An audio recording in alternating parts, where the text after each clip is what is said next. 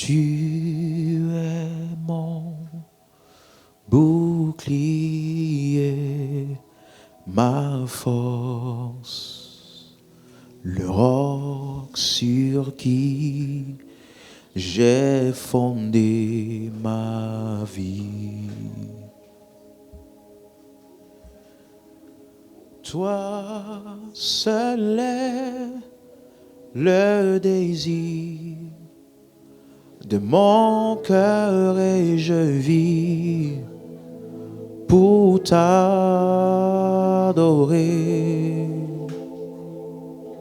Tu es mon bouclier, ma force, le roc sur qui j'ai fondé ma vie. Toi seul est le désir de mon cœur et je vis pour t'adorer. Toi seul, toi seul, toi seul est le désir de mon cœur et je vis pour t'adorer et je vis pour t'adorer.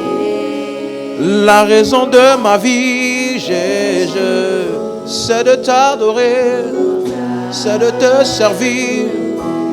Oh, tu es mon bouclier, le roc sur qui j'ai fondé ma vie. J'ai fondé ma vie. Oh, oh, toi seul.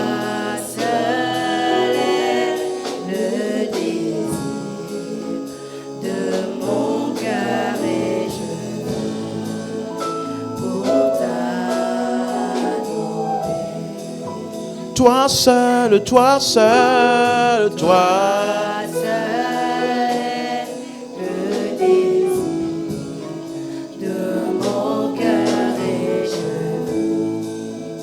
pour t'adorer. Jésus, tu m'aimes, tu m'aimes, tu m'aimes.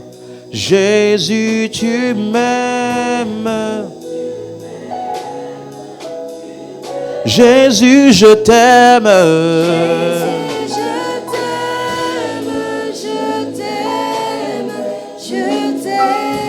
Jésus, je t'aime. Jésus, et je vis pour ta gloire. Mandazaba. Plus que toutes choses, plus que toutes choses.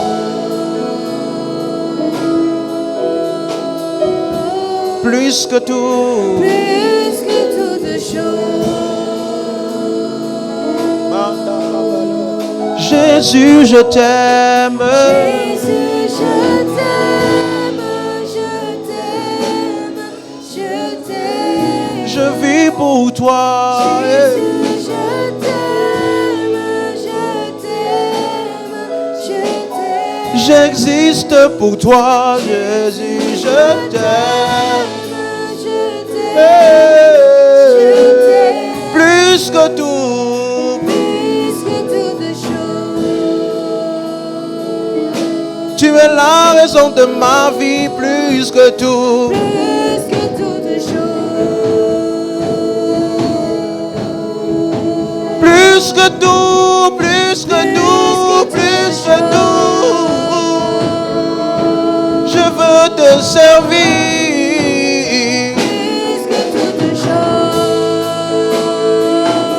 Je veux te servir.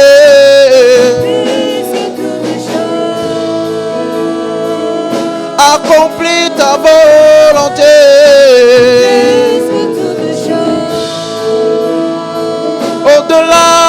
plaisirs de ce monde.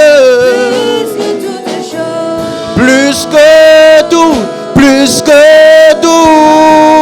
Plus que toutes choses. Plus que tout. Plus que toutes choses. Plus que tout. Plus que tout. Plus que toutes choses.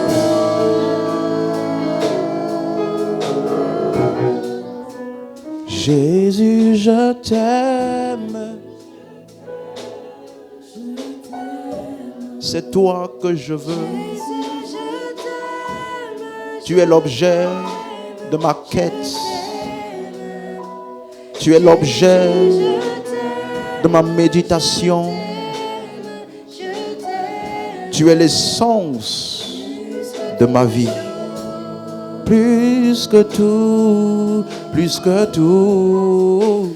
Plus que toutes choses.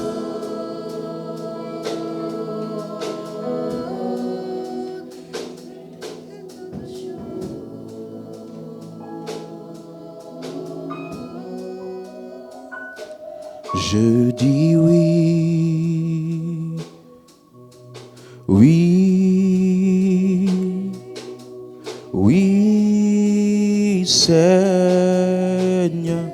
je dis Je oui, dis oui. oui, Oui. je dis oui, Oui, Seigneur.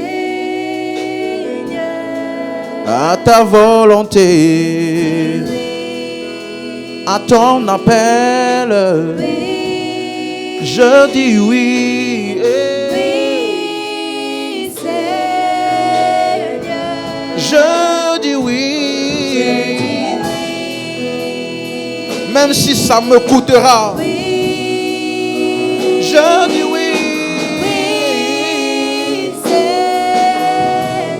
je dis oui, Je dis oui. à ta parole,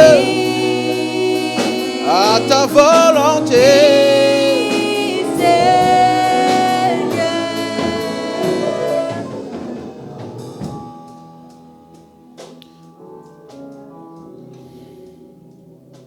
Avant de rentrer dans l'enseignement, prends juste quelques minutes maintenant, parle à Dieu, dis-lui. J'ai entendu ce que tu as dit. Je veux me consacrer à toi, à ce que tu as pour moi.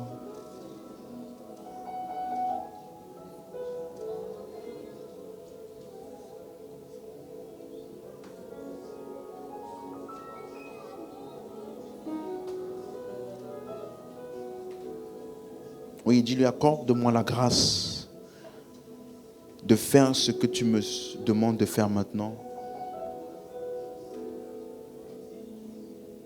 Je reconnais que même pour rester consacré à toi, j'ai besoin de toi. Même pour faire ce que je sens que je dois faire, j'ai besoin de toi.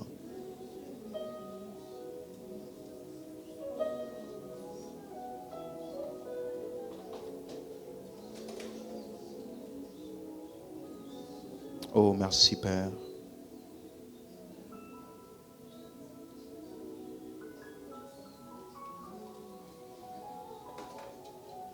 Au nom de Jésus-Christ. Amen. Ouh, je suis rempli de l'esprit là. J'ai des chants qui ne font que venir. Non, mais il faut que j'enseigne. Mais l'atmosphère là, oh, c'est Mande Kopaliaba.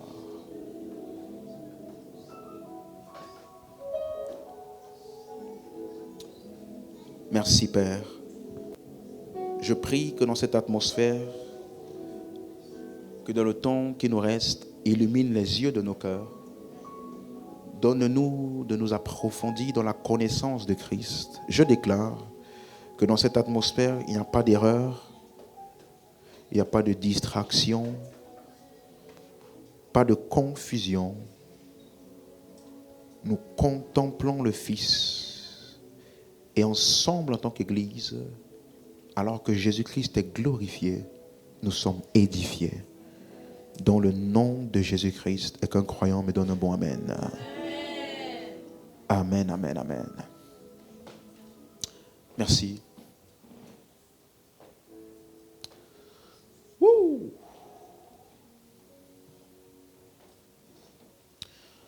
Alors, nous sommes sur la doctrine du salut, n'est-ce pas? Nous avons commencé à expliquer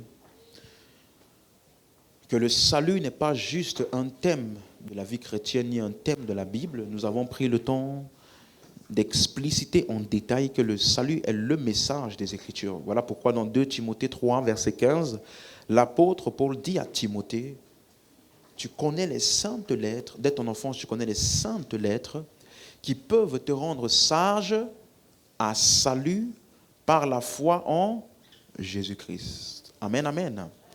Donc, le salut est le but de ce pourquoi les Écritures ont été écrites, pour nous révéler le salut par la foi en Jésus-Christ. Amen, amen. Et donc, nous avons vu le mot salut, c'est le mot soteria. On a vu le mot sauter, on a vu le mot sozo. Maintenant vous connaissez ces mots. Hein? Soteria, c'est quoi?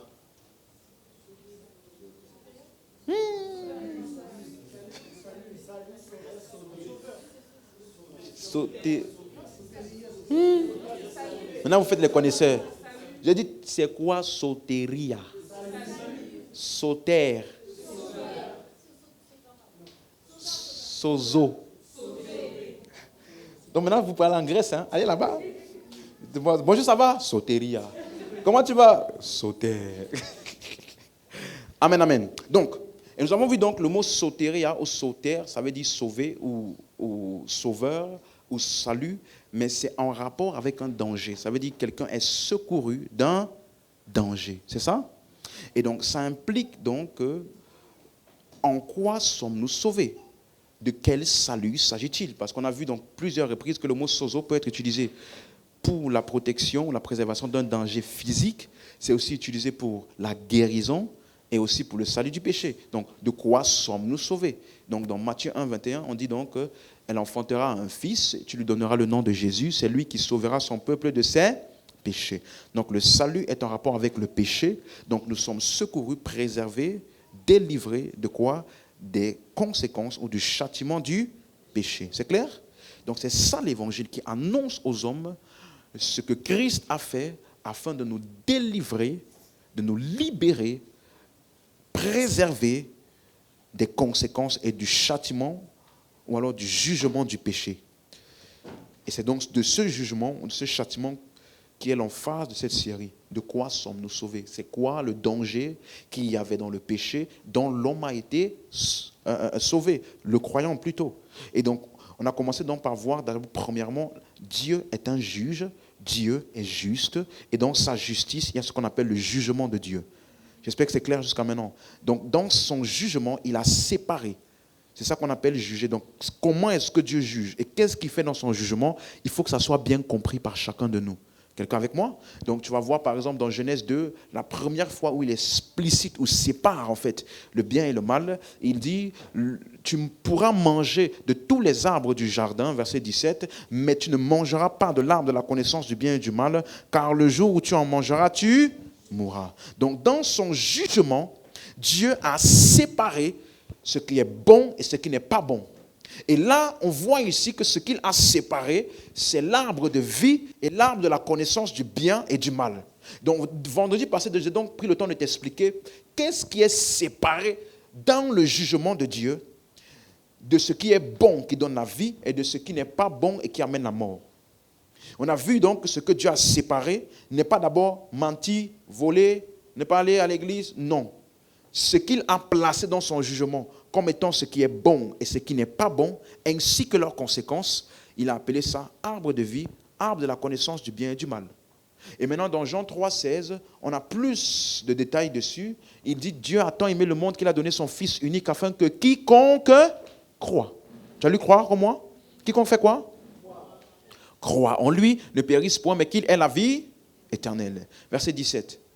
Et ça, c'est important de comprendre ça. Dieu, en effet, n'a pas envoyé son Fils dans le monde pour qu'il juge le monde, Donc Jésus n'est pas venu pour juger, mettre une séparation entre bon et pas bon dans le monde. Non, il est venu pour offrir le salut. C'est clair?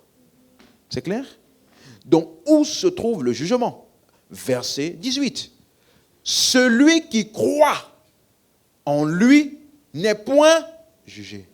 Celui qui ne croit pas est déjà jugé. Pourquoi? Parce qu'il n'a pas cru. Est-ce que c'est clair? Donc, dans le jugement de Dieu, qu'est-ce qu'il a considéré comme étant bon, qui donne la vie, et pas bon, qui donne la mort? Croire et ne pas croire. Donc, c'est la raison pour laquelle je t'ai dit donc que Dieu a séparé l'incrédulité de la foi. Et donc, c'est d'abord, premièrement pour ça, que l'homme avait reçu le libre arbitre. C'est des rappels, hein? C'est ce qu'on a vu, n'est-ce pas? Que le libre arbitre a d'abord été donné à l'homme, premièrement, pour qu'il puisse soit croire ou ne pas croire. Et les autres choix découlent de ce choix-là par la suite. C'est clair pour quelqu'un? Donc, c'est pour cela que dans la justice de Dieu, on a vu le mot justice, c'est le mot dikaiosune. Ça veut dire ce qui est correct, ce qui est droit. Et le juste, c'est la même chose, dikaios, ce qui est droit et juste. Donc, qu'est-ce que Dieu considère juste, correct? Romains 1, verset 16. Je n'ai point honte de l'évangile. C'est une puissance de Dieu. Est-ce qu'on m'entend bien? C'est une puissance de Dieu pour le salut de quiconque croit, du juif premièrement, puis du grec. Donc, qu'est-ce que l'évangile offre? C'est la puissance de Dieu. Pourquoi? Le salut. Donc, je t'ai expliqué vendredi que donc, dans la main tendue de Dieu, il n'y a qu'une seule chose. Il n'y a pas deux options que Dieu donne. Dieu donne une chose et parce qu'il est Dieu, il donne en avance.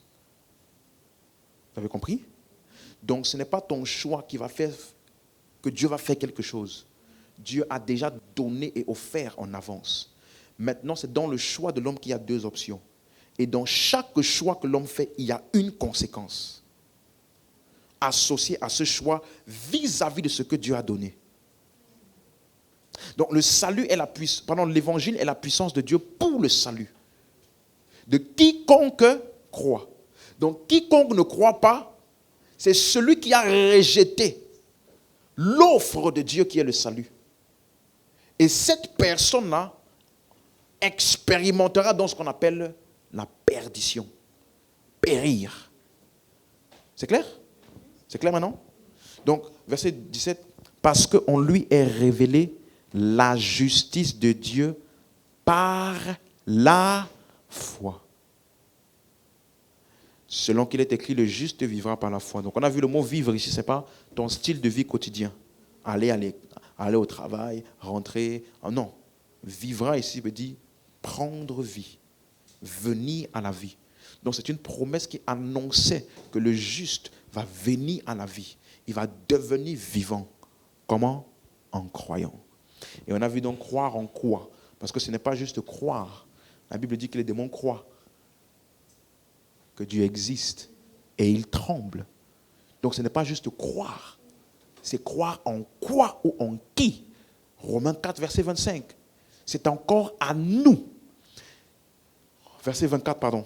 C'est encore à nous, à cause de nous, à qui cela sera imputé, à nous qui croyons en quoi? En celui qui a ressuscité des morts, Jésus notre Seigneur.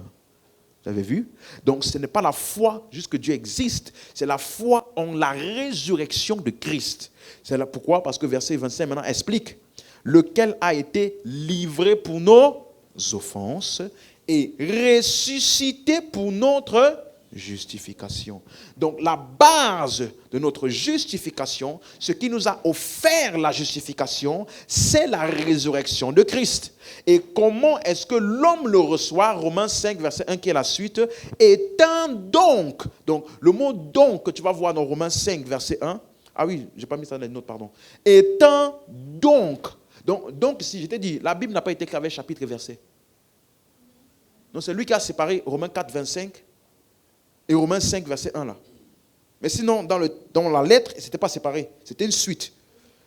Mort pour nos offenses, ressuscité pour notre justification, étant donc justifié par la foi. Donc, il a accompli ça pour nous. Ce qu'il a accompli nous a offert la justification. Et nous le recevons par la foi. Donc, ce qu'on a appelé donc juste ou justification, c'est par la foi. Et c'est pour cela que maintenant, dans le jugement de Dieu, et on a vu ce qu'on appelle le juste jugement de Dieu, où chaque choix donc que l'homme aura fait de croire ou de ne pas croire, ce choix-là, la conséquence sera finalement comment? Manifeste. Vous avez compris? Donc dans Romains 2, verset 5, tu vas voir ça. Il dit, mais par ton endissement, par ton cœur impénitent, donc ça il parle de l'incroyant, tu t'amasses un trésor de colère. Un trésor de quoi? Donc j'espère que je vais pouvoir toucher le mot colère aujourd'hui. Pour le jour de la colère et de la manifestation du juste jugement de Dieu. Donc le juste jugement de Dieu n'est pas quelque chose que Dieu fait. Il a déjà jugé. Il n'a pas jugé les hommes, il a jugé les actions, ou plutôt le choix. Donc dans chaque choix, inhérent dans ce choix-là, il y a déjà une destination. Par contre, tous les hommes qui ont fait ce choix, le juste jugement n'est pas encore comment manifeste. C'est pour ça que je t'ai dit que si le jour du juste jugement de Dieu, il n'y aura plus la terre. Il n'y aura plus les incroyants. Il n'y aura plus les démons. Il n'y aura plus le diable. Parce que tout ça, ce sont des choses comment? Périssables. Il n'y a que le croyant qui a reçu la vie comment? Éternelle. Qui apparaîtra comme comment? Éternel. Donc, dans sa justice, son juste jugement, Dieu permet donc aux hommes d'avoir ce qu'ils choisissent et n'impose pas sa volonté. Donc, quelqu'un qui va en enfer parce qu'il n'a pas cru, c'est le juste jugement de Dieu. Dans le jugement de Dieu, là, il y a une justice. Donc, c'est la justice du jugement de Dieu. C'est clair? Qui donne à chacun selon son choix. Et donc, c'est pourquoi on a vu que pour le croyant, il y a le mot justifié. Quand tu lis ça, c'est comme si le jugement a déjà eu lieu. On dit, lui, il est justifié. Ça veut dire qu'il a été jugé non coupable. Jugé, déclaré juste. C'est le mot grec dikaio. Ça veut dire quelqu'un qui est approuvé, déclaré juste. Donc, ce n'est pas le jour-là qu'on va savoir. Vous comprenez? Ce jour-là n'est que la manifestation. Donc, aujourd'hui, je peux savoir qui est juste, qui n'est pas juste. Ce n'est pas une surprise, genre. Comme quand ma femme était enceinte, elle a dit, je ne veux pas savoir le sexe de l'enfant. Je ne veux pas savoir. Donc c'est le jour de l'accouchement qu'elle va découvrir. Ah, c'est un garçon. Non. Ce n'est pas comme ça que ça va se passer ce jour-là. On sait déjà. Vous comprenez? Donc c'est pourquoi il va dire par exemple, Matthieu 12, verset 37, regardez ce qu'il dit. Car par tes paroles tu seras comment? Justifié. Et par tes paroles tu seras comment? Condamné. Tu vois les deux choses? Donc, soit tu es justifié, soit tu es condamné. Le contraire de justifié, c'est quoi? Condamné. Et donc la justification est le contraire de la condamnation. Tu vas voir le même mot justifié. Romains 3, verset 20. Car nul. Vous avez moi nul, nul. Ok, c'est bien de comprendre ça parce qu'il y a beaucoup de gens qui pensent que, parce que justifié veut dire être vu comme étant correct, droit. Donc, nul ne sera justifié devant qui? Devant lui. Par quoi? Les œuvres de la loi. Donc, aucune œuvre ou performance de ce qu'un homme veut accomplir par ses actions ne peut le qualifier devant Dieu. Puisque c'est par la loi que vient la connaissance du péché. Mais verset 24 qui dit maintenant, ils sont gratuitement comment? Justifiés. Donc la justification de Dieu là, c'est gratuit. Ce n'est pas quelque chose que tu fais pour obtenir ni pour mériter. C'est comment? Gratuit. Mais ça n'a pas été gratuit pour Dieu. Ça t'est donné gratuitement, mais ça ne veut pas dire que c'est gratuit. Parce qu'il dit c'est par le moyen de la rédemption. Or, rédemption, hein, c'est le nom de quel verbe? On est d'accord? Donc, il y a un prix qui a été payé. Pas par toi, par lui. Et ce qui a été acquis t'a été donné comment? Gratuitement. On est d'accord? C'est clair? Verset 25. Donc, quand il te dit gratuitement par la rédemption, il dit c'est lui que Dieu a destiné par son sang à être pour ceux qui croiraient quoi? Victime expiatoire. Suis bien. Afin de montrer quoi? Sa justice. Je veux que tu sois attentif. Dieu a voulu montrer sa justice par la victime expiatoire qui est Jésus. Pourquoi? Parce que quand tu vas lire l'Ancien Testament, on a vu ça, n'est-ce pas? Toutes les personnes que Dieu a utilisées avaient des fautes. Mais c'est comme si Dieu ne voyait pas.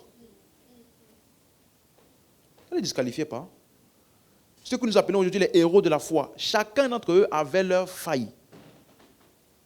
On a vu ensemble Abraham. Les gens qui utilisent Abraham aujourd'hui pour parler de la prospérité, je m'étonne d'eux. Je m'étonne, comme Paul le dit. Parce que si tu veux employer les techniques d'Abraham pour avoir l'argent, tu sais comment il a eu ses richesses? Il est parti livrer sa femme. Et puis c'est Dieu qui a délivré sa femme. En partant menacer le roi. Il ne faut pas la toucher. C'est la femme de cet homme-là. Et il est un prophète. Donc demande-lui de prier pour toi afin que tu sois guéri. Mais Seigneur, ce n'est pas lui qui a menti, c'est Abraham. Donc s'il fallait aller réprimander quelqu'un là, ce n'est pas le roi, c'est qui? Mais devant Dieu, Abraham est comment? Pourquoi? Parce qu'il a cru.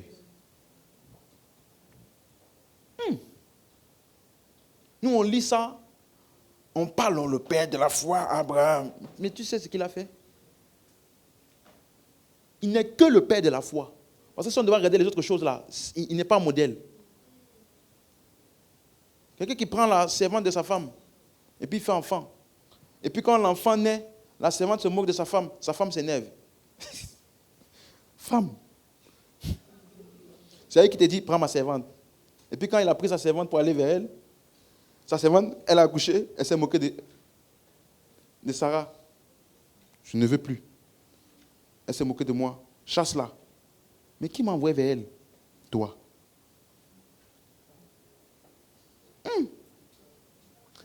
Mais tu vois, ils ont été appelés quoi? Héros de la foi. Samson, un suicidaire. Un suicidaire. Il a même prié pour que Dieu l'aide à mourir.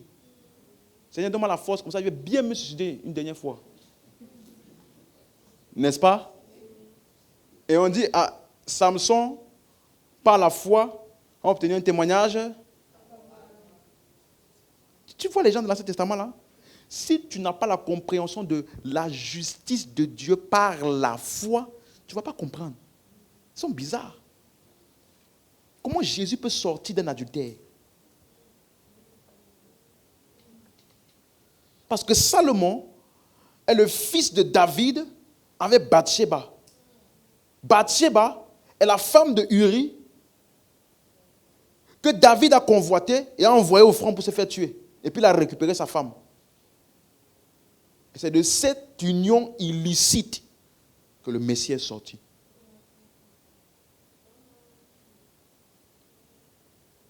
C'est un scandale pour la loi. Tu dis héros de la foi.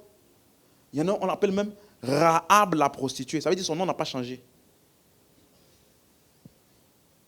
Oui. Voilà, Hébreux 11. Rahab la prostituée. Ça veut dire même au ciel, Rahab la prostituée. Qui a été justifiée devant Dieu. Pourquoi? Parce que qu'est-ce qu'elle a fait? Elle a caché des hommes lorsque le peuple cananéen est venu pour les chercher. Elle les a cachés, les espions. Et un homme de Dieu a dit, ça c'est fort, hein? Cachez-la. Parce que dans la culture juive, là, on doit bien recevoir les invités. Comment elle les a reçus? Ce n'est pas dans ma bouche que tu vas manger piment. Mais je dis juste qu'elle avait une fonction. Elle savait bien recevoir les hommes. Je ne sais pas qu'est-ce qu'elle a fait avec eux. Je dis juste que son action là est mentie. menti aux Cananéens que je ne les connais pas, je ne les ai pas vus. On dit par la foi, Rahab a caché. Donc ça dit son action de mentir cachée là, on appelle ça par la foi. Hey. Ça c'est dur. Heureusement qu'il n'y a pas de religieux ici. Hein. Bon, je crois pas la foi. C'est pour ça que chaque fois qu'on questionnait Jésus, pourquoi tu fais ça, pourquoi tu fais ça, pourquoi tu fais ça, il dit, n'avez-vous pas lu? Pourquoi vous faites-vous comme si j'étais le premier à transgresser? David n'a-t-il pas mangé les pains de proposition qui étaient réservés aux sacrificateurs et rien ne lui est arrivé? Donc, il nullifiait tous leurs rituels, efforts. Il disait, il n'y a rien là. Ce qui compte, c'est parce qu'ils ont cru. Et leur croyance en Dieu les a fait être appelés comment? Justes. Dieu les voit sans faille. Il les regarde à cause de la foi. Il voit justice. Il ne voit pas leurs actions, il voit leur foi. Et cette foi est appelée justice. Ça là, c'est comme ça que Dieu juge. Tu es avec moi? Donc, le croyant est justifié. Regarde, il dit, il avait laissé impuni, parce qu'il avait laissé quoi? Impuni les péchés commis auparavant, au temps de sa patience. C'est ça? Donc, quand tu vas lire l'Ancien Testament, tu vas penser qu'il avait laissé les péchés comment? Impunis. Mais non. Si Dieu laisse les péchés impunis, il n'est pas juste. Donc, il dit que le sacrifice de Jésus en tant que victime expiatoire était pour montrer sa justice. Parce qu'il avait laissé impunis les péchés commis où? Auparavant. Pourquoi? Verset 26 maintenant. Note bien ça. Afin de montrer sa justice dans le temps présent, de manière à être juste, tout en justifiant celui qui a la foi. Donc en disant à celui qui a la foi, tu es juste devant moi, il n'a pas fermé les yeux à ses péchés, il a juste utilisé le sacrifice de Jésus pour prendre en compte tous ces péchés-là. Donc en te justifiant par la foi, il reste juste. Parce qu'il n'a pas laissé tes péchés impunis, il les a punis sur Christ. Donc, il justifie celui qui a la foi, tout en restant juste. Donc, la justification, c'est le mot grec dikaioma. Justification. Dans Romains 5, verset 16, on voit encore, c'est la même chose. Le contraire de justification, c'est condamnation. Et regarde ce que Dieu donne et ce que Dieu ne donne pas. Il n'en est pas comme du don. Comme du? Donc le don, là, c'est ce que Dieu donne. Suivez bien. Il n'en est pas comme du don, comme de ce qui est arrivé par un seul qui a péché. Car c'est après une seule offense que le jugement est devenu condamnation. Tandis que le don gratuit est devenu quoi? Justification. Après plusieurs offenses. Donc qu'est-ce que Dieu donne? Mais la condamnation vient d'où? Du jugement du péché. Clair? Ok. Donc, quand tu vois justification, ça veut dire croire correctement ou agir correctement. Et ici, dans Romains 5, là, Paul est en train de faire un contraste. Parce qu'il y avait une même promesse qui a été donnée à l'Ancien Testament. Il va utiliser dans Romains 4, versets 1 à 3, il va parler d'Abraham. Il dit, que dirons-nous donc d'Abraham, notre père, a obtenu selon la chair? Vous vous rappelez hier qu'on a lu qu'Abraham a été justifié par les œuvres lorsqu'il a offert son fils? On a lu ça, n'est-ce pas, dans Jacques? Mais regarde ce qu'il dit ici, verset 2. Si Abraham a été justifié par les, il a sujet de se glorifier, mais non devant. Donc si tu vois Abraham justifié par les œuvres, ce n'était pas devant. C'est ce qu'on a vu, n'est-ce pas? On a bien expliqué. Donc, ce qui a justifié Abraham devant Dieu, ce n'était pas les œuvres. C'était quoi? Verset 3. Car que dit l'Écriture? Abraham crut à Dieu et cela lui fut imputé à justice. En d'autres termes, la bonne croyance d'Abraham, ou sa croyance correcte, a été déclarée comme étant une bonne action. Ce qui est bon, ce qui est correct devant Dieu. Et dans le même ordre de pensée, il parle maintenant de Adam, dans Romains 5, verset 12. Il dit que c'est pourquoi par un seul homme, le péché est entré dans le monde et par le péché la mort, ainsi la mort est étendue à tous les hommes parce que tous ont péché. Verset 19. Car comme par la désobéissance d'un seul homme, beaucoup ont été rendus pécheurs, de même par l'obéissance d'un seul, beaucoup seront rendus justes. Donc il fait le contraste. Romains 4, il te dit, Abraham, là, lui, il a cru. Romains 5, il te dit, Adam, il a fait quoi? Désobéi.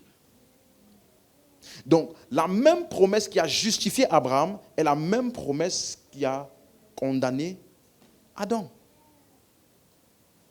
Mais tout est une question du choix.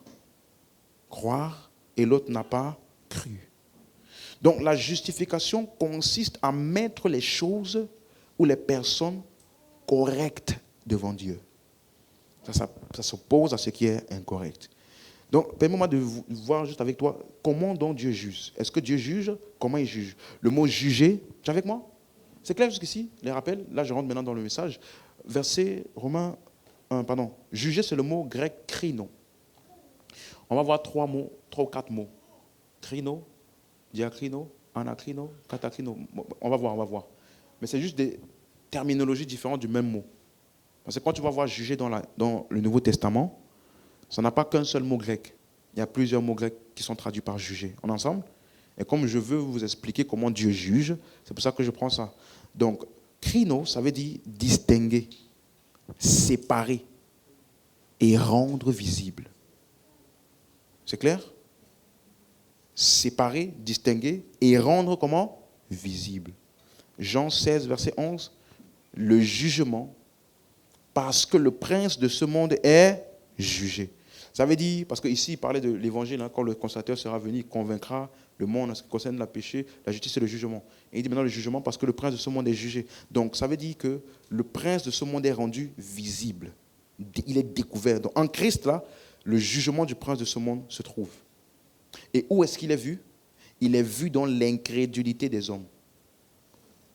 Parce que c'était en accord avec le fait que quand le consolateur sera venu, il convaincra le monde. Vous suivez? Donc, dans cette œuvre de l'esprit de convaincre là, le jugement ou le diable, le prince de ce monde est comment? Exposé, rendu visible. Vous comprenez? Il est rendu visible dans quoi? Dans l'incrédulité des hommes. Regarde par exemple Éphésiens 2, verset 1. Il dit, vous étiez quoi? Morts par vos offenses et vos péchés, la suite. Dans lesquels vous marchiez autrefois, selon le train de ce monde, le prince de la puissance de l'air, selon l'esprit qui agit maintenant, où? Dans les fils de la rébellion. Donc on le voit dans les fils de la rébellion. C'est clair? La suite. Parce que la version d'Arby du verset 2 dit, les fils de la désobéissance. C'est clair? Verset 3. Nous étions tous aussi de leur nombre, nous vivions autrefois selon les convoitises de la chair et de nos pensées, et nous étions par nature des enfants de colère, comme les autres. On va voir ça après. Donc, le prince de ce monde se trouve dans la mort. On a vu ici, vous étiez morts. Dans la colère, comme on a vu ici, enfants de colère. Dans la désobéissance, enfants de désobéissance. Et donc dans l'incrédulité. C'est clair? C'est clair? On est d'accord? Donc, voilà 2 Corinthiens 4, verset 3. Si notre évangile est encore voilé, suis bien, il est voilé pour qui? Pour ceux qui périssent. Qui sont-ils? Pourquoi périssent-ils? La suite. Pour les incrédules, dont le Dieu de ce siècle a fait quoi? A aveuglé l'intelligence. Donc, on le voit dans l'incrédulité des hommes. C'est lui qui aveugle les cœurs des hommes pour qu'ils ne voient pas et ne puissent pas recevoir l'évangile. C'est clair? Donc, dans la prédication de l'évangile, le diable est jugé. Il est dévoilé et séparé. C'est clair? Est-ce que c'est clair? Donc, le mot crino toujours, qui parle du jugé, Jean 3, verset 16, verset 17.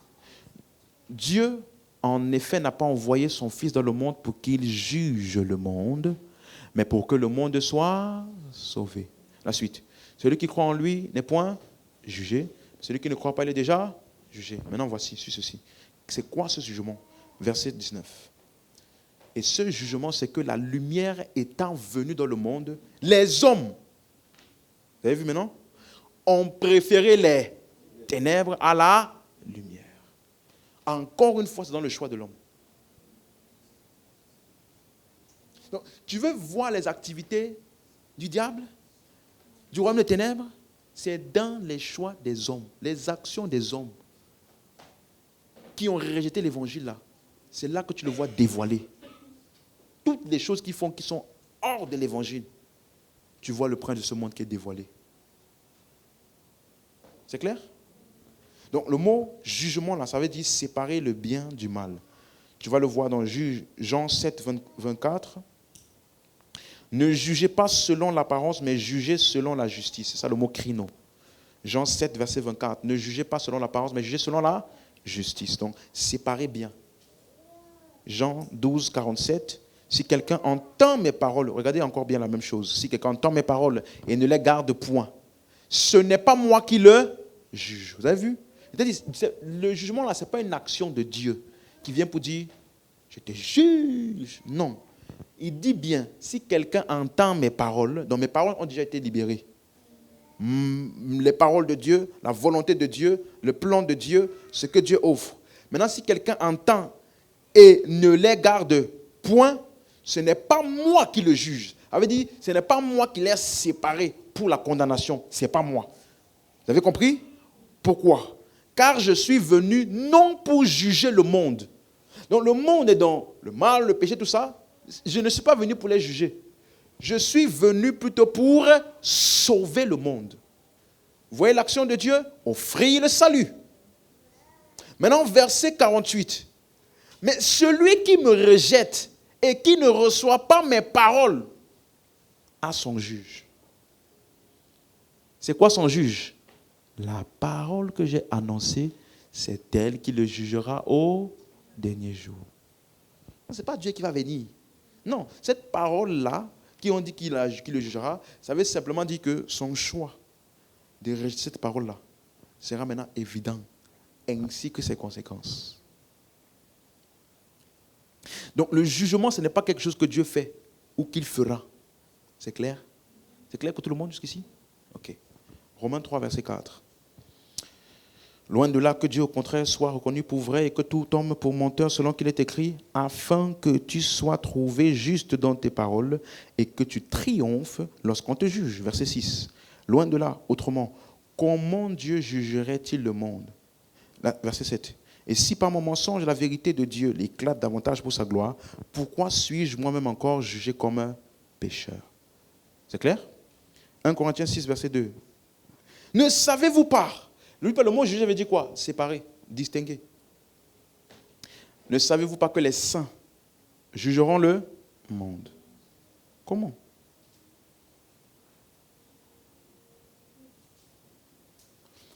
Ce n'est pas tu vas venir pour dire toi, tu n'es pas bon, toi, tu es bon. Non. Ta manifestation en tant que fils de Dieu va exposer le monde comme étant quoi? Périssable. C'est ça qu'on dit, le monde attend, avec la création attend un Adam de dire quoi? La manifestation des fils. Donc la manifestation des fils là va maintenant exposer tous les incroyants, diables, démons, et tout le reste. Donc les saints jugeront le monde, ça ne veut pas dire les saints vont venir. Les saints, dans leur manifestation, vont exposer les non-croyants ainsi que leurs conséquences. Il dit maintenant, si c'est par vous que le monde est jugé, êtes-vous indigne de rendre les moindres jugements? C'est clair? Hébreux 13, verset 4. Que le mariage soit honoré de tous et le lit conjugal exempt de souillure, car Dieu jugera les impudiques et les adultères. C'est clair pour quelqu'un jusqu'ici? Jacques 4, verset 11. On va juste lire les textes, pour vous montrer les mots jugés à chaque fois. C'est écrit où et ça parle de quoi? Ne parlez point mal les uns des autres, frères. Celui qui parle mal d'un frère ou qui juge son frère parle mal de la loi et juge la loi.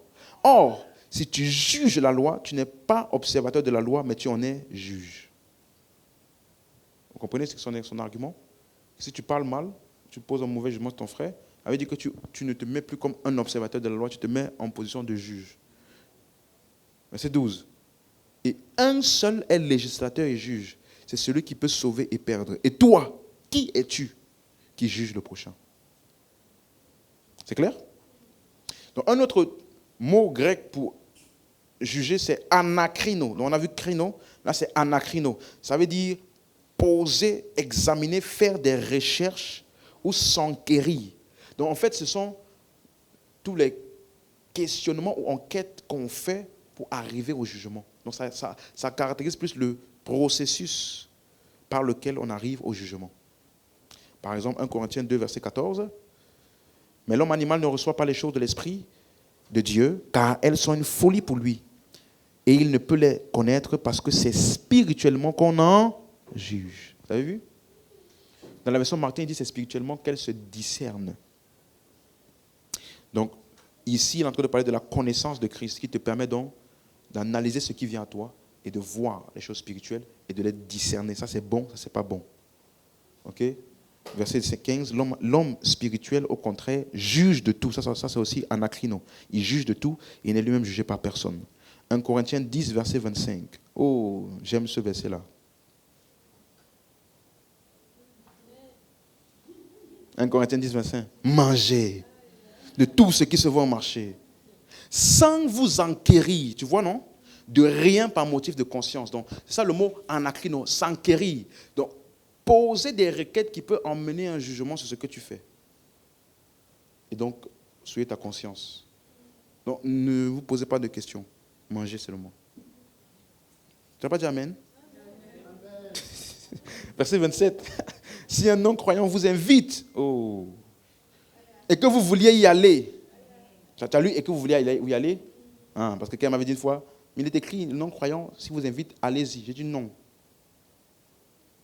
Si vous voulez y aller, mangez de tout ce qu'on vous présentera sans vous enquérir de rien par motif de conscience. Donc, vous voyez?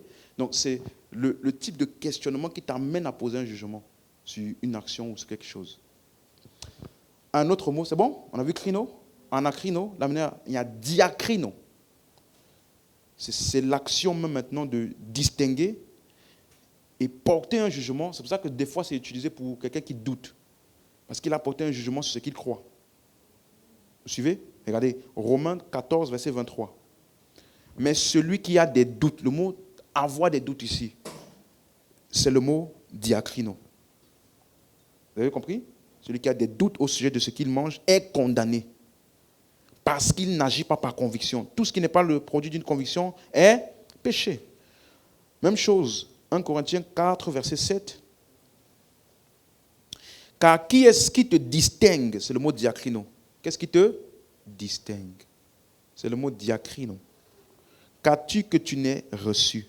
Et si tu l'as reçu, pourquoi te glorifies-tu comme si tu ne l'avais pas reçu? Donc, ce mot parle donc de distinguer, de porter un jugement. C'est clair pour quelqu'un? Et donc, c'est aussi utilisé lorsque les croyants, on peut juger entre les croyants. Par exemple, 1 Corinthiens 6, verset 5. Je le dis à votre honte. Donc, ici, il parlait des gens qui vont dans les tribunaux auprès des incroyants pour qu'on place un jugement sur une situation, un différend. Et il dit, je le dis à votre honte.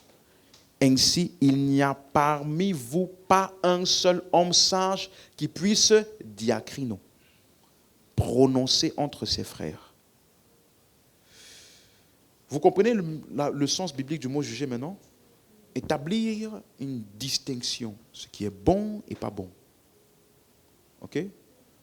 1 Corinthiens 11, verset 29, celui qui boit, qui mange et boit, sans discerner, c'est le mot diakrino, discerner le corps du Seigneur, mange et boit un jugement contre lui-même. Verset 31, si nous nous jugions nous-mêmes, nous ne serions pas jugés. Le mot si nous nous jugions, c'est le mot diakrino. 1 Corinthiens 14, verset 29, pour ce qui est des prophètes, que 2 ou 3 parlent et que les autres jugent. C'est-à-dire qu'ils discernent, qu'ils décèlent dans ce qui est dit, ce qui est bon, ce qui n'est pas bon, ce qui est retenu, ce qui n'est pas à retenir. C'est clair? Est-ce que c'est clair jusqu'ici? Donc quand tu vas maintenant voir dans la Bible le mot juger, comprends ce que ça veut dire. On est ensemble? Et donc, le mot krino, là qu'on a vu qui veut dire juger, a maintenant un nom. Jugement. C'est le mot grec krisis. Jugement, krisis. Ça parle en grec d'une séparation. un jugement. Ça veut dire que tu portes une décision sur ce qui est juste ou injuste, ce qui est vrai ou faux, ou alors tu donnes une sentence de condamnation. Jean 5, 24. Maintenant, suis bien ceci. Lis ça bien. Ça va nous aider. En vérité, je vous le dis. On est ensemble? Celui qui écoute ma parole et qui? Ok. Et qui croit à celui qui m'a envoyé, il a. Dis avec moi, il a. Quoi? Et ne vient point en. Donc, est-ce que je peux dire que le contraire de jugement, c'est quoi? Vie éternelle, je peux dire ça? C'est clair pour tout le monde? Donc, tu ne peux pas être dans le jugement ou avoir le châtiment et en même temps avoir la vie éternelle. Donc, ça veut dire que la vie éternelle, là, t'échappe du jugement. Parce que le jugement, là, a pour fin une destruction.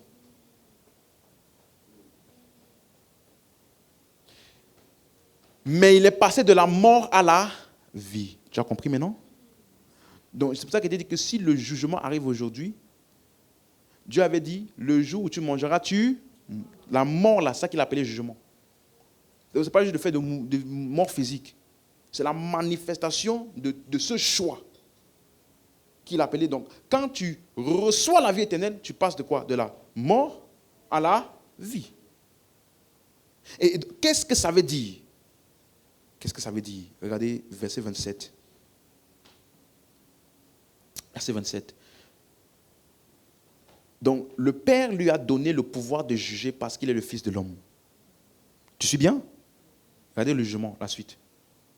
Ne vous étonnez pas de cela, car l'heure vient où tous ceux qui sont dans les...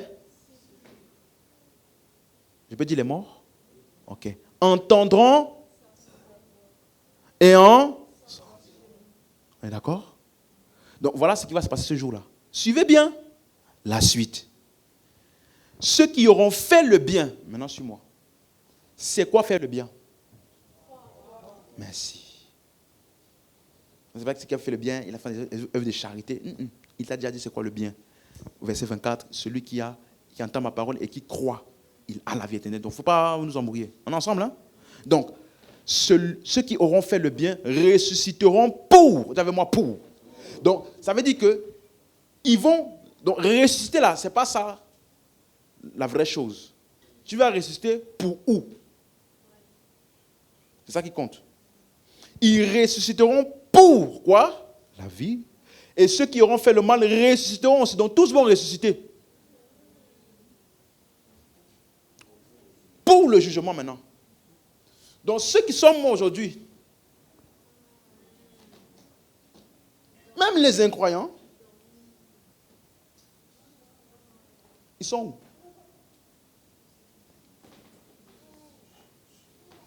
Parce que leur jugement n'est pas encore arrivé. Le jour du jugement, ils vont tous ressusciter pour leur destination. Donc en attendant ça là, où sont-ils? Hein? Ok. Si tu le dis. Mais vous comprenez maintenant? Donc quand on dit, afin que quiconque croit en lui ne périsse point, il ne parle pas de ce qui se passe quand quelqu'un meurt maintenant. Il parle de ce qui arrivera. Le jour du jugement. Mais en attendant, c'est ça aussi le problème. Mais donc le mot Christ ici, c'est traduit dans d'autres textes comme condamné. Donc, en fait, la condamnation donc, est donc le propre fait de l'homme.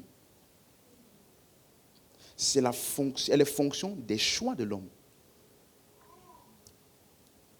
Ce qui détermine si un homme est condamné ou pas, ce n'est pas Dieu. C'est l'homme par son choix.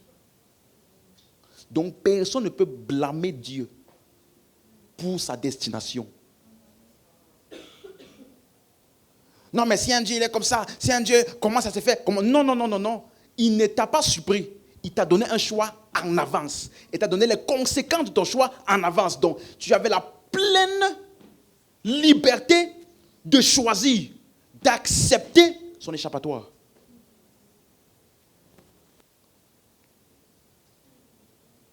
Quelqu'un comprend? Non, mais en fait, pourquoi avoir créé même le deuxième côté là alors?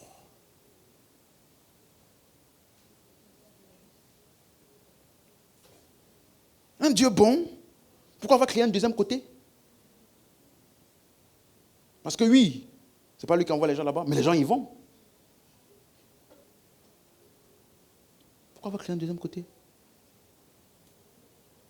Parce que Dieu veut d'un homme qui le choisit. Pas d'un robot déjà surprogrammé, préprogrammé d'avance pour le suivre. Tu sais que c'est tellement extraordinaire que même après ton salut, il ne te force pas à suivre son plan. Tu peux encore choisir. Il dit, t'as sauvé, hein? Mais tu peux encore choisir de vivre une vie qui n'est pas ce pourquoi tu as été sauvé. Pour te montrer à quel point il y tient à ce choix-là. Il y tient. Et quand tu sers Dieu, quand on a chanté, n'est-ce pas? J'ai dit oui. Si tu ne dis pas oui, Dieu ne va pas te forcer. Ah non, mais moi, franchement, j'avais fui l'appel et puis tous mes business ne marchaient plus. Tout était bloqué. Mon examen d'admission pour mon diplôme de je ne sais pas quoi, l'école, la faculté, on m'a rejeté. Tu n'as pas bien étudié. Il ne faut pas dire c'est l'appel. Tu n'as pas bien étudié. Non, mais Dieu m'appelait, je fuyais l'appel. C'est pour ça que rien ne marche dans ma vie. Frère, s'il fuit l'appel, faisait que rien ne marche dans ta vie. Tous les gens que tu connais là, parce que quand tu dis rien ne marche là, ça veut dire que tu n'as pas les biens matériels. Tous les gens que tu connais là, l'emploi où on t'a refusé là, le chef de l'emploi là, qui t'a refusé, lui qui t'a refusé là, est-ce qu'il est dans le plan de Dieu? Et puis il a la capacité de te refuser le travail. Et puis tu dis c'est le plan de Dieu qui fait qu'il ne m'a pas accepté. Et puis lui là, il est arrivé à ce poste-là, sans plan de Dieu. Nous aimons la médiocrité dans Dieu. Moi, j'ai fui le plan de Dieu. C'est comme Jonas. Jonas aussi, il a fui et puis il est parti à Ninive. Et puis là-bas, et puis là-bas. Va bien lire l'histoire de Jonas. Il n'a pas écouté Dieu parce qu'il savait que Dieu devait pardonner. Ce qu'il devait aller annoncer là-bas. Tu comprends? Et puis, voilà pourquoi on l'a jeté dans le ventre du poisson. Quand Jésus lit cette histoire, il dit, il en sera du Fils de l'homme. Pas, il en sera de la désobéissance de Jonas. C'est une illustration de ce que Christ allait faire. Mais sinon, il y a beaucoup de gens que tu connais. Ils sont bien, ils ont l'argent, mais ils ne servent pas Dieu. Et toi, tu dis que tu n'as pas l'argent, tu ne réussis pas parce que tu as fui l'appel de Dieu. Tu es médiocre. Tu es non qualifié et incompétent. Travaille ta compétence. Tu vas voir que l'appel de Dieu là, subitement, va faire fonctionner quand même tes choses. Dieu n'a pas besoin de bloquer ta vie pour que tu le serves. Il n'est pas un tyran. Il veut que tu le serves par ton propre choix et en plein amour. Non, mais Dieu a pris ma femme. Parce que je l'aimais trop. Quelqu'un a dit 100 fois. J'aimais trop. Un homme de Dieu, il a dit, j'aimais trop ma femme. Du coup, Dieu a pris ma femme. Pour que mon cœur reste tout entier à lui. Quel Dieu complexé. Manque d'estime de soi.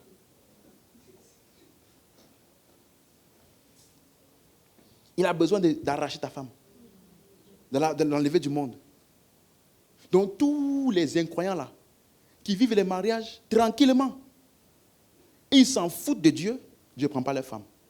Toi au moins tu t'es intéressé à Dieu, servi Dieu, et puis tu as quand même tu as beaucoup aimé ta femme, mais en servant Dieu, Dieu prend pour toi, il laisse pour lui là.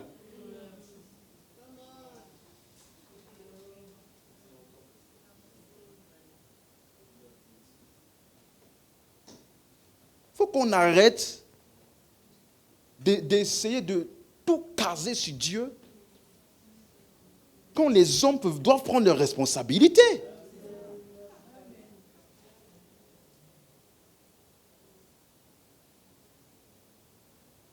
Non, mais je n'étais pas là à l'église le jour-là, voilà pourquoi j'ai fait l'accident.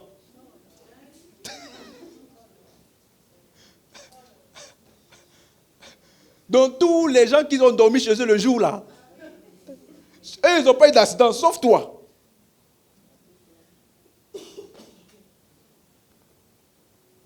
Souvent, c'est la culpabilité des hommes dans leur cœur. Ils savent qu'ils ne sont pas en train de faire la bonne chose. Du coup, quand un truc mauvais arrive, je savais. En fait, c'est ça. Moi, j'avais déjà un pressentiment que c'est parce que tu te sens coupable et que tu sais très bien que tu n'es pas en train de faire ce que tu es censé faire. Donc, dès qu'il arrive un truc, non, mais vraiment, ça ne marche pas, je ne sais pas quoi. Et maintenant, quand tu viens à l'église et que finalement, tu commences à vraiment servir Dieu et que ça ne marche quand même pas, subitement, ce n'est plus le plan de Dieu qui te bloque, c'est les malédictions générationnelles. Donc, si jamais je sais Dieu, je pensais que maintenant le plan de Dieu, comme dans lequel je suis, ça devait faire tout marcher. Maintenant, je viens à l'église, je sais. On dit non. En fait, il y a 4 chaînes qui sont derrière toi. Parce que ta grand-mère avait fait un vœu. Donc, il y a une malédiction générationnelle sur toi. Donc, malédiction générationnelle, là, c'est venu avant ou après que je désobéisse au plan. Il faut m'expliquer. Parce que quand j'ai désobéissé au plan, c'était le plan qui bloquait. Maintenant que je suis dans le plan, ce n'est plus le plan qui bloque, c'est malédiction.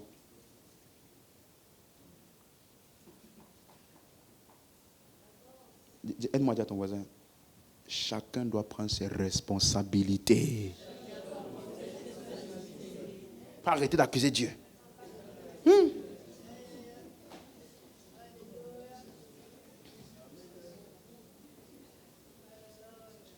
Quelqu'un avec moi? Donc,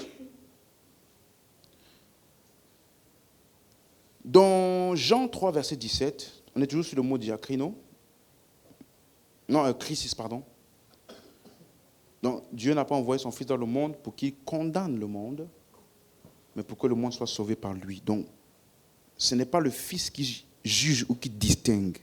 Il est venu pour sauver. Par contre, verset 18, celui qui ne croit pas ne sera point condamné. Celui qui croit, ne sera pas condamné, mais celui qui ne croit pas est déjà. Donc, celui qui croit, il n'est pas distingué, il n'est pas jugé, il est sauvé parce qu'il a cru au Fils. Donc, tu vois que la condamnation, là, ce n'est pas Dieu, c'est le fait de l'homme, son propre choix.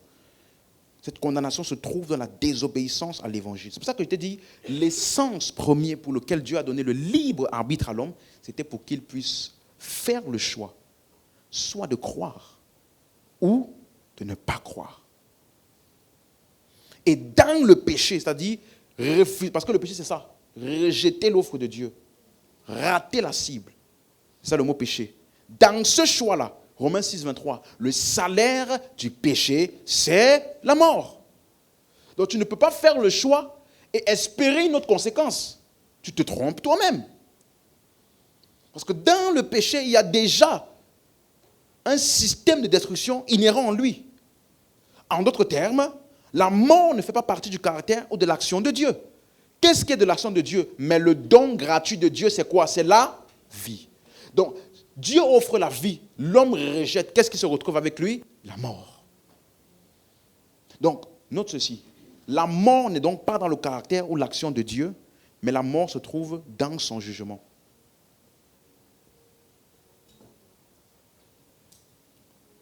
Ça fait sens pour quelqu'un? La mort n'est pas dans l'action de Dieu, mais la mort est dans son jugement. C'est-à-dire, ce qui n'est pas bon ainsi que ses conséquences. Amen, amen, amen. Romains 5, verset 12. C'est pourquoi par un seul homme le péché est entré dans le monde et par le péché la mort. Ainsi, la mort s'est étendue sur tous les hommes parce que tous ont péché. Donc on a déjà vu plusieurs fois.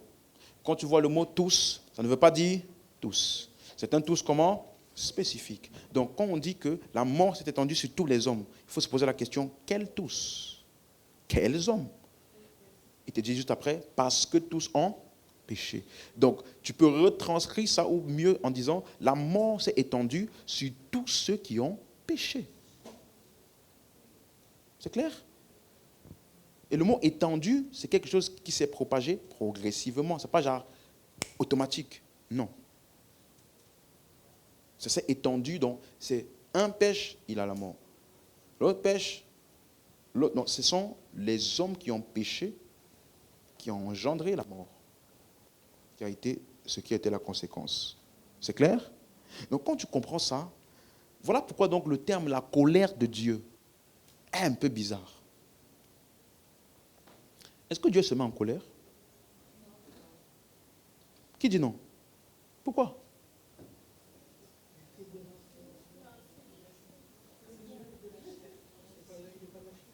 C'est une œuvre de la chair.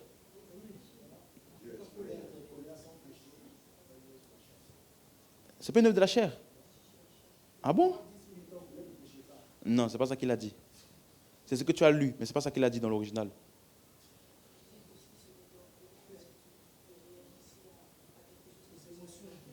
Ok, mets-nous Galates 5, verset 19. Là, hein, on va lire. Hein. Comme ça, c'est écrit noir sur blanc. Hein. C'est réglé. Verset 20.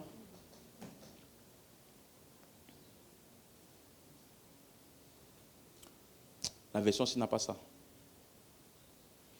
Bon, en tout cas, inimitié, querelle, animosité, dispute, division. Tout ça, c'est le fruit de la colère. Éphésiens 4, verset 27. Non, verset 26. Verset 26? Oui. Suivez bien. Suivez bien. Si vous vous mettez en colère, ne faites quoi? Si tu lis ça comme ça, tu vas penser qu'il a été dit, mets-toi en colère mais ne pêche pas. Non, ça n'a pas de sens. Se mettre en colère, c'est pécher. Donc le texte original dit, ne péchez pas en vous mettant en colère.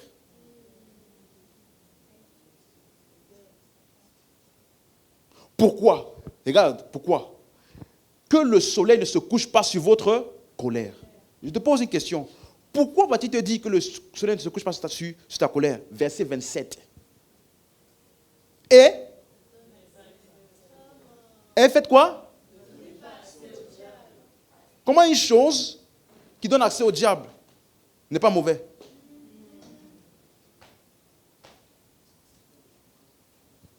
Non, c'est un accès que tu donnes au diable. On n'a pas dit ça engendre. Il dit, tu laisses la colère, ça ouvre l'accès au diable.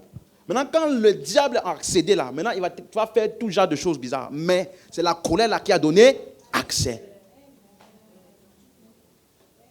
C'est pour ça que tu vas voir que quand deux personnes sont en colère, je me rappelle au début de notre mariage, j'étais un champion de bouderie. Quoi, bouderie? Boudé. Hey! Moi, dans une ancienne relation où j'étais, dès que la personne faisait une chose qui n'était pas bonne, je ne parlais plus. C'est fini. Et venez, oh, s'il te plaît, parle-moi. Je vois rien. Je ne sais pas qui est là. Qui est là, je ne sais pas. Et je pouvais faire ça pendant 3 jours. Hein. On était dans la même église. On se voyait à l'église. Je la calculais. En fait, je passais devant elle exprès. Et Du coup, quand ça s'est terminé et que je me suis mis à ma femme, moi, je pensais que c'est comme ça que ça s'est passé. Premier jour, il y a un malentendu. Moi, je fais mon truc. Et elle est tranquille. Elle fait sa vie. 1 jour, 2 jours. Elle est tranquille. Elle dit, mais tu vois pas que je suis pas... Elle dit, tu vois pas que je suis en train de vouloir ne pas te calculer pour que tu ne sois pas bien, comme ça tu vas venir vers moi? Elle dit, ah bon? Elle dit, ah non, moi j'étais tranquille, moi j'attendais juste que tu te calmes et puis tu viens. J'ai fait ça 1 fois, j'ai fait ça 2 fois, ça m'a délivré. Non, j'ai arrêté parce que je me suis dit, ça, vrai. Tu vas rester dans ton coin, souffrir seul, mourir seul en secret, cogiter des... Attends, mais est-ce que vraiment même... Ça se trouve, ça en fait de moi, hein? Est-ce qu'en allant au travail, là, est-ce qu'elle n'a pas un collègue là-bas? Je ne suis pas bien avec elle, mais elle est tranquille, elle dort. Tu sais, le moment de bouder, là, on dormait, hein? Elle dormait tranquille. Je dis, comment quelqu'un peut dormir comme ça alors que je ne suis pas tranquille avec elle? J'ai dit, non, il y a un problème. Ça m'a délivré, frère. Elle dit, c'est fini. Si j'ai un problème, j'ai un problème. C'est fini. On ne va pas souffrir pour rien. Donc, tu vois que quand tu gardes là, en fait, tu vas nourrir des pensées qui n'ont pas lieu d'être. Tu vas imaginer un scénario qui n'existe même pas. Donc, c'est ça, accès au diable là. Tu vas commencer à croire que quelqu'un a fait quelque chose à cause de ceci. Non, en fait, il avait vraiment ça dans son cœur, il avait ceci. Il a fait ça parce que tout ça là, c'est parce que tu as laissé accès au diable. Donc, pour ne pas te mettre en colère là, hein, si c'est quelqu'un qui te peut parler, va parler. La Bible dit, si ton frère a péché contre toi, qu'est-ce qu'il fait? Va et reprends-le, toi et lui. Si tu écoutes, tu as gagné ton frère, et puis c'est réglé. Je me suis. Restez là, non, non, non. Celui qui doit venir, s'il ne vient pas, je ne viens pas. Non, non. Moi, je ne suis pas un fragile, moi. Tu dois venir. Du coup, tu restes là. Tu regardes, elle a fait à manger. Elle a fait à manger même. Est-ce que c'est même bon même? Et puis tu manges le moment où elle n'est pas là. Quand elle est là, tu fais comme si tu n'as pas mangé.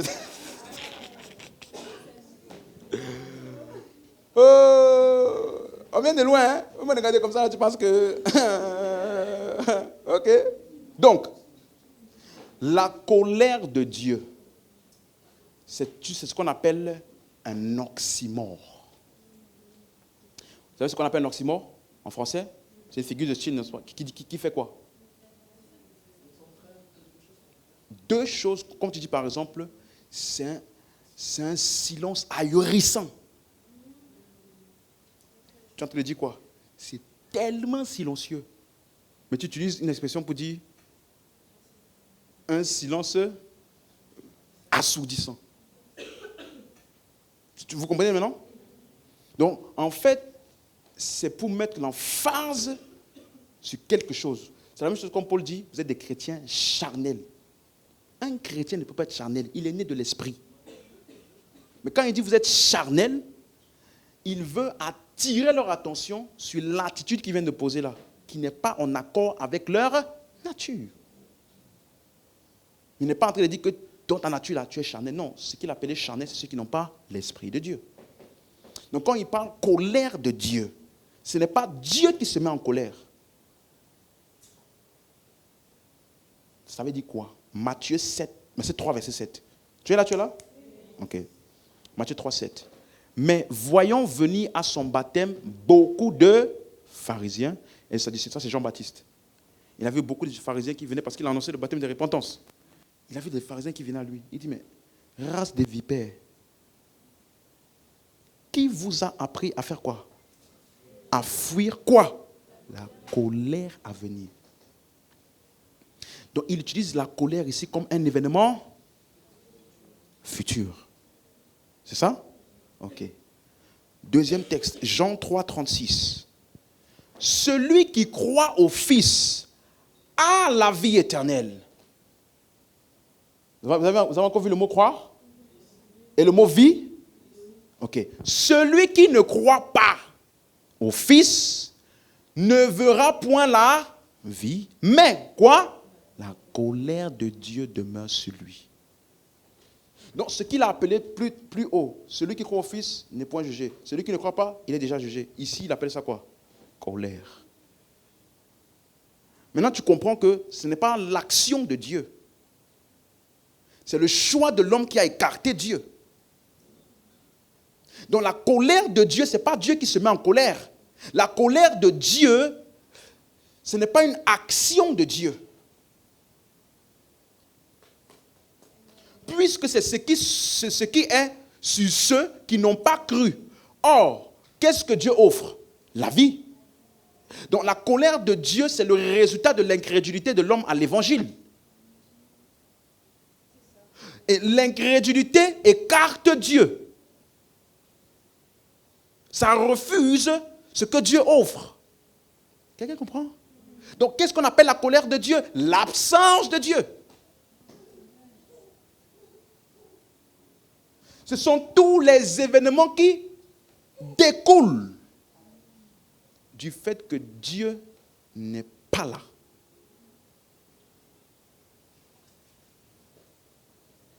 Est-ce que vous avez compris? C'est pour ça qu'il dit, celui qui ne croit pas, il ne verra point quoi? La vie. Donc, colère de Dieu, c'est le contraire de quoi? Avoir la vie. Or, qui offre la vie? Dieu. Donc, si tu n'as pas la vie, mais tu as la colère, ça veut dire que ce qu'on appelle la vie, c'est recevoir l'offre de Dieu. Ce qu'on appelle la colère de Dieu, c'est rejeter l'offre de Dieu. C'est donc Dieu qui n'est pas là. Donc, la colère de Dieu, ce n'est pas une action de Dieu, c'est plutôt l'absence de Dieu.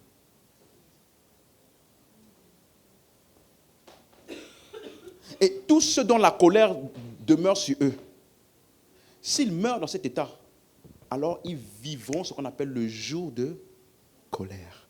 Ou alors la colère à venir. C'est clair maintenant? Est-ce que c'est clair? Donc, regarde, Romains 1, verset 18. La colère de Dieu se révèle du ciel contre toute impiété et toute injustice. Donc, ce n'est pas contre les hommes, c'est contre le péché. C'est le jugement contre le péché. Elle se révèle contre toute impiété, toute injustice des hommes qui retiennent injustement la vérité captive. Donc, en fait, c'est son jugement contre le péché. Et la suite ou la conséquence de ça, là, c'est le propre fait de l'homme, puisqu'il a rejeté Dieu. Donc, on a vu le Romains 2, verset 5. C'est clair? C'est clair? Parce que si tu ne comprends pas ce que tu expliques là, attends, il y a un verset que je vais te montrer tout à l'heure. Romains 2, verset 5. Mais par ton endurcissement et par ton cœur impénitent, tu t'amasses un trésor de colère. Tu t'amasses quoi? Tout le monde est là? Tu t'amasses un trésor de? Et pour le jour de la colère. Quel est ce jour-là? Et la manifestation du juste jugement de Dieu. Donc, ce qu'on appelle colère, juste jugement de Dieu. Jour de colère, vous avez compris maintenant? C'est tout ce qui découle de l'incrédulité de l'homme, ainsi que leur fin. Donc, c'est pour cela que maintenant, si tu n'as pas compris ce que je t'explique là, ce texte-là va t'embrouiller. Romains 5, verset 8.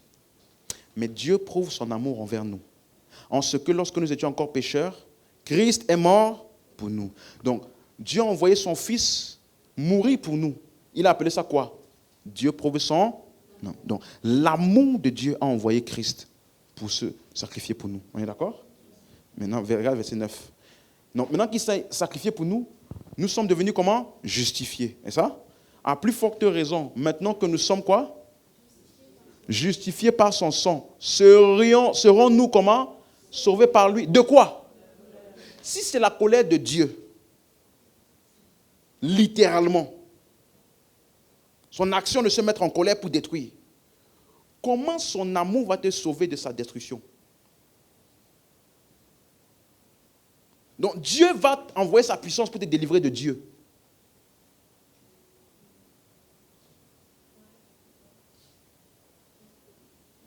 Si c'est sa colère, qui est sa main déployée, donc une main de Dieu va venir pour bloquer l'autre main de Dieu qui veut détruire. Donc il bagarre avec lui-même en fait. Pour toi. Ça n'a pas de sens. Donc, la colère ici, ce n'est pas l'action de Dieu, c'est plutôt son absence. Donc, si tu es justifié, le jour de la colère, là, toi, tu échapperas à ça.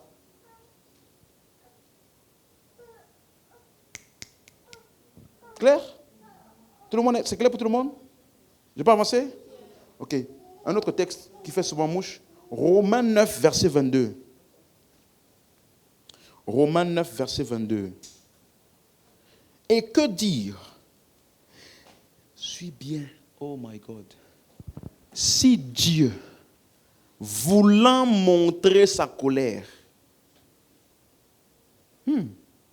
et faire connaître sa puissance, qu'est-ce qu'il a fait? A supporté avec une grande patience des vases de colère formés pour la perdition. Déjà, je te donne le mot « ça ». Pas dans l'original. Or, le mot « sa puissance » est dans l'original. Donc Dieu voulait faire connaître sa puissance. Sa puissance là, qu'est-ce qu'elle fait? Elle supporte avec une grande patience. Qui? Des vases de colère formés pour la perdition. Est-ce que ce premier point est clair? Donc, sa puissance là, c'est ce qui supporte avec patience. Pourquoi? Parce que Dieu a le désir de les sauver. Il use de patience, ne voulant qu'aucun homme ne périsse. Voilà sa puissance, sa miséricorde, sa patience. Maintenant, suis-moi. Il dit voulant montrer, ce n'est pas sa colère, la colère. Maintenant, il appelle ça, la colère ici, ce n'est pas la colère de Dieu. Hein. Il dit c'est la colère du péché, je vous ai déjà dit ça, qui est le salaire, la conséquence. Donc lorsqu'un homme croit, Dieu le sauve de cette colère-là. Or, quand il dit des vases de colère formés pour la perdition, voici un des textes que j'avais débattu avec un... Vous savez, les gens qui prêchent la prédestination, là, qu'il y en a d'autres qui sont formés pour être sauvés, d'autres qui ont été créés pour aller en enfer. Il m'a sorti ce texte. N'est-ce pas? C'est écrit, n'est-ce pas? Des vases de colère formés pour la perdition. Et lui, je lui ai posé la question, est-ce que c'est écrit, ils ont été formés avant la fondation du monde pour la perdition? Cette formation pour la perdition s'est faite à quel moment? Quand sont-ils devenus des vases de colère? On n'a jamais dit qu'ils sont nés vases de colère. Vous comprenez? Donc ça explique seulement que le vase de colère là, lui là, sa fin, ça va être quoi? Perdition. Mais quand est-ce que ces gens-là sont devenus des vases de colère? On n'a pas dit ils sont... Hein? Oui, c'est des gens.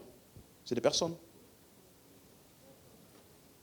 Il parle, bon, je parle le temps, il parle d'Israël, il parle de Pharaon et du peuple d'Israël lorsqu'ils sont sortis, tout le peuple de Pharaon et les Égyptiens.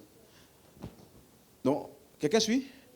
Donc, à quel moment sont-ils devenus vases de colère? Est-ce qu'ils sont nés comme ça? C'est la première question que je lui ai posée. Deuxième question, je lui ai dit, est-ce que cet état-là est définitif? Et ça ne peut pas changer en cours de chemin. Non, ça c'est ce que tu dis. Mais quand il te donne le verset, tu dis, eux là, ils ont été formés pour ça. Donc, il ne faut pas juste lui dire, ça change en cours de chemin. Comment tu vas l'expliquer? Est-ce un état définitif? Et moi, grâce à Dieu, je connaissais. Dans Ephésiens 2, verset 1, regarde comment il explique la colère là. Il dit, vous étiez comment? Morts. Tu as lu mort? Tu as lu mort? Par vos offenses et vos péchés. La suite, suivez bien.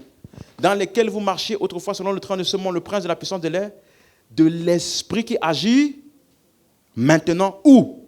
Dans les fils de la rébellion. Donc, on a vu tout à l'heure, le rébellion, c'est aussi traduit par quoi? Désobéissance. Donc, il dit que ces gens qui sont morts, ils sont fils de la désobéissance.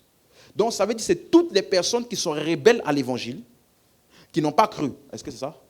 Parce que tu ne peux pas avoir de désobéissance si tu n'as pas encore eu à exercer ton choix vis-à-vis de ce qui t'est présenté. Donc, enfant de désobéissance, ce n'est pas un bébé. Non, ce sont les gens qui ont été engendrés par la désobéissance. Des fils de la désobéissance. Donc, la désobéissance, là, c'est ça qui leur a donné naissance.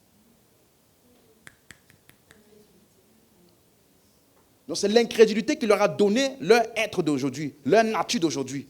Donc, ils ne sont pas nés comme ça. C'est le jour où ils ont choisi, ou le choix qu'ils ont fait, qui leur ont donné leur état. Donc, ils ne sont pas nés comme ça. Tu ne peux pas naître enfant de désobéissance parce qu'avant de naître, tu n'as pas encore fait un choix. C'est pourquoi il dit dans lesquels vous marchiez. Donc ça veut dire c'était votre responsabilité, ce que vous faisiez. Vous marchez selon le prince de ce monde, l'esprit qui agit maintenant dans les fils de la rébellion. Maintenant, regarde ceci, verset 3. Voici la partie où, quand il a lu, il a fait au moins 15 minutes de bug. Il dit, nous tous, déjà vu moi, nous tous, nous étions, donc nous tous, nous étions du nombre des fils de la. Donc, fils de la rébellion, ce n'est pas un état définitif. Ce n'est ni l'état initial, et ce n'est pas un état final. Parce que Paul dit, nous étions de leur nombre. Et quand je lui ai montré, nous étions fils. Nous étions autrefois convoitus de la chair, et nous étions quoi? enfant de... Donc, vase de colère formé pour la perdition, ça parle de toutes les personnes qui sont dans l'état d'incrédulité vis-à-vis de l'évangile. S'ils demeurent dans cet état-là, ils vont vraiment avoir la perdition. Mais ce n'est ni un état définitif, ni un état initial. C'est le résultat de la désobéissance à l'évangile. Donc quand je lui ai montré ça, il dit, bon, tu ne vois pas que Paul dit qu'il était, lui, enfant de perdition? Comment tu fais? Il a changé. Donc Dieu l'a créé pour la perdition, mais il a échappé. Il était plus fort que le plan de Dieu. C'est ce que je lui ai dit. Donc Paul là, et tous, ça n'était même pas une personne, tous là, ils ont tous surpassé ce que Dieu voulait. Ils sont devenus enfants de Dieu par force. Alors que Dieu les avait créés pour la perdition. Quand je lui ai dit ça, le débat est fini.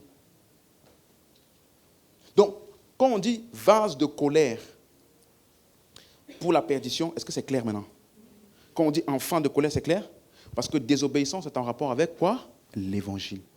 Parce qu'au verset 8 de ça là, il te dit, c'est par la grâce que vous êtes sauvés, par le moyen de la foi. Donc, fils de désobéissance, c'est ceux qui n'ont pas cru. Cru en quoi? Évangile. Parce que dans Éphésiens 1,13, il dit, en lui, vous avez cru, entendu la parole de l'évangile, de votre salut, en lui, vous avez cru. Donc, quand on parle de la foi qui sauve, il parle de la foi en l'évangile. Donc, s'il dit que tu es enfant de désobéissance, ça veut dire que tu as entendu l'évangile, mais tu n'as pas cru. Et donc, tu es devenu enfant de colère. Vase de colère. Ce n'est ni ton état initial, et ce n'est pas obligé d'être ton état final. Ce n'est pas Dieu qui a prédestiné ça. Non. Dieu n'a prédestiné personne. Il a prédestiné la fin de ceux qui ont fait un certain choix. Pas les individus. C'est clair, c'est clair, c'est clair? Donc, quand tu vois ce mot colère là, Romains 12, 19, ne vous vengez point vous-même. Tu as lu? Quelqu'un a lu ça? Ne vous vengez point vous-même, mais laissez agir la colère. C'est encore un autre texte. Ça veut dire quoi pour toi? Car il est écrit, à moi la vengeance, à moi la rétribution. Donc tu m'as fait ça? Tu m'as fait ça? Je te laisse. Quand tu dis je te laisse là, tu es en train d'espérer qu'il va avoir une calamité qui va tomber sur elle. Tu vas dire maintenant, c'est Dieu mon justificateur. Moi je ne combats pas. C'est Dieu qui combat pour moi. Tu me touches, mon Dieu te touche. Tu me fais du bien, mon Dieu te fait du bien. Tu me fais du mal, mon Dieu te corrige. Moi je ne vais pas combattre. Hein. Beaucoup de gens pensent que c'est ça que ça veut dire ici. Il dit, ne vous vengez point vous-même. Mais laissez agir quoi? La colère. Ok. Il faut te poser la question. Comment est-ce qu'on laisse agir la colère là? Ou bien comment est-ce que Dieu venge?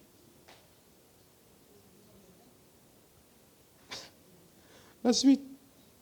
Si ton ennemi a faim. Donc toi tu penses que Dieu va te venger en envoyant calamité.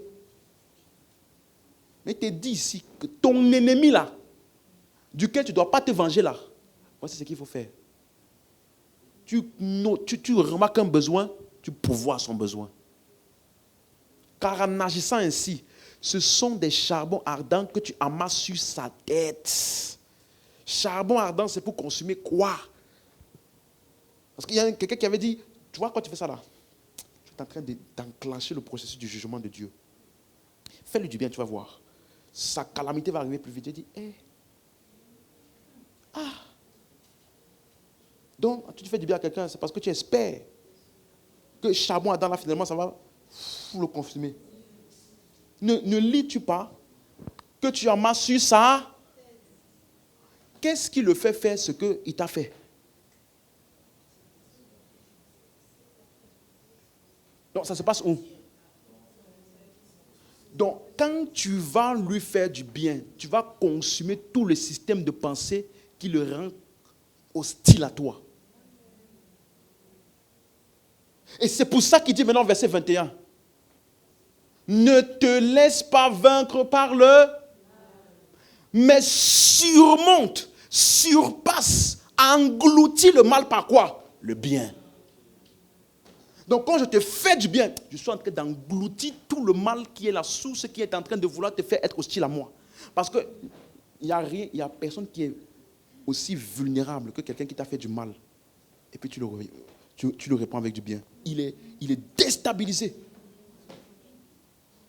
Tu te rappelles Marcus, celui qui est venu pour arrêter Jésus, et Pierre a coupé son oreille. Normalement, Jésus lui a dit, bon et fidèle serviteur, quelqu'un touche ton maître, tu le défends. C'est comme ça qu'on agit chez nous. Vrai fils, loyal. Jésus a dit. Et je ne sais pas comment les hommes de Dieu font pour déduire cette action-là que c'est une bonne action. Non, mais Jésus savait que Pierre avait le couteau. Jésus savait, il n'a pas demandé d'enlever le couteau. Ah bon? Donc ce qu'il a fait là, c'était hypocrisie, quoi. Quand il a dit range ton couteau, c'était une hypocrisie. En fait, il voulait vraiment que Pierre fasse ça, quoi. Il dit, celui qui frappe par l'épée périra par l'épée. Et qu'est-ce que Jésus a fait? À celui qui était venu l'arrêter. Ça veut dire qu'il était venu avec les menottes. Imagine-toi, la police vient avec les menottes. Et il boite. Avant qu'il ne te mette les menottes, tu pries pour lui. Il est guéri. Le gars a laissé ses menottes. C'est tous ses collègues qui sont venus pour continuer la mission. Parce que toute la colère, la haine de l'emprise des ténèbres sur lui. Parce que c'est ça, c'est le prince des ténèbres qui a mené les hommes vers Jésus pour faire ce qu'ils ont fait. Mais une bonne action. L'amour surpasse tout. L'amour est plus fort que la haine. Quelqu'un t'a fait le mal, si tu réagis avec le bien, tu viens de paralyser l'entité et tout le système qu'il avait contre toi. Mais si tu réponds avec le mal, tu amplifies sa colère, tu amplifies, ça devient une interaction charnelle. Donc ne te laisse pas vaincre par le mal. Fais quoi? Surmonte le mal. Engloutis ce mal-là, comment? Fais le bien. Donc quand il dit tu as un masse de charbon dans sa tête, là, ça veut dire quoi? Tu es en train de consumer tout le système qui le fait être opposé à toi. Donc, qu'est-ce qu'il est en train de citer? Matthieu 5, 44. Aimez vos ennemis, bénissez ceux qui vous maudissent, faites du bien à ceux qui vous haïssent, priez pour ceux qui vous maltraitent et vous persécutent. Pourquoi? Afin que vous soyez fils de votre Père qui est où? Dans les cieux. Qu'est-ce qu'il fait? Il fait lever son soleil sur les méchants et sur les bons. Il fait pleuvoir sur les justes et sur les injustes. Donc la puissance de Dieu est vue dans sa bonté et son caractère expose la colère comme n'étant pas de lui. C'est clair? C'est clair? On peut se lever.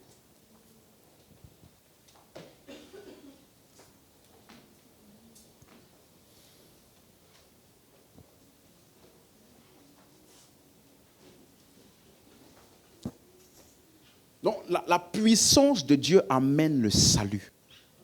Et ce salut nous préserve et nous sort de la condamnation, du jugement et de tout ce qui vient avec. Alléluia.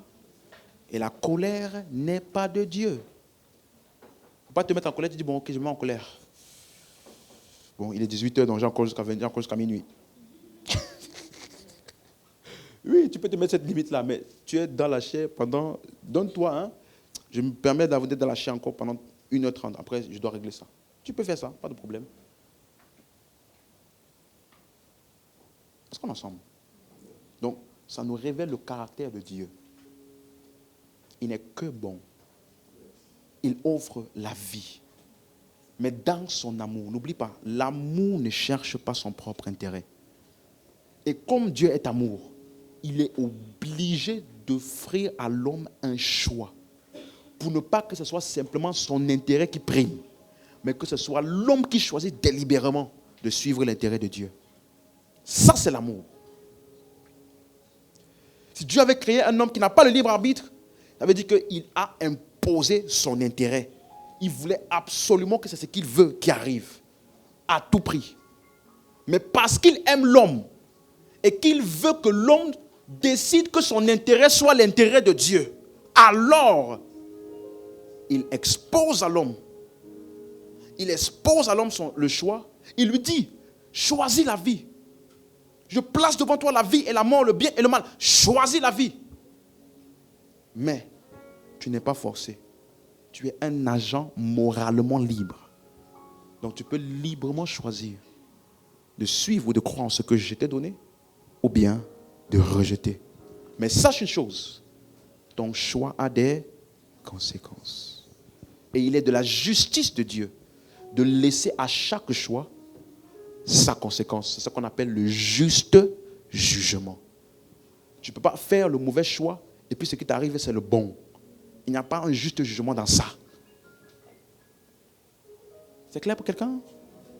Donc, c'est sa bonté, son amour qui a offert le salut. Mais dans sa justice, son jugement, il laisse à l'homme d'obtenir les conséquences de ce qu'il a choisi. C'est clair?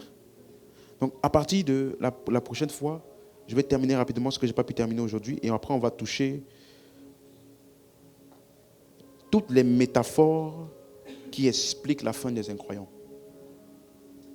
Pour qu'on puisse avoir une idée plus claire. Et après, on verra maintenant les gens qui sont là en attendant ce jour-là. Ils sont où maintenant? On va voir ça après. C'est clair, c'est clair, c'est clair? Mais je t'ai dit, devoir, va me chercher dans ta Bible le mot enfer. Comme j'avais dit, le verset, donne-moi le verset qui dit que quand un chrétien meurt, il va au ciel. Je te donne notre devoir aussi. Va chercher le verset qui parle de l'enfer dans ta Bible. Je sais qu'il y a des versions qui mettent enfer. C'est des versions. Ok. Amen, amen. Mais tu es sauvé. Quelle que soit la fin là, on peut étudier ça, mais au moins une chose de laquelle toi tu es sûr, c'est que tu as la vie et tu ne viens point en jugement. Tu es passé de la mort à la vie. Nous sommes justifiés gratuitement par sa grâce sauvés. Donc en ce jour-là, nous serons pleins d'assurance. Amen, amen, amen. Rends grâce à Dieu. Célèbre Dieu par des paroles d'adoration, d'action de grâce.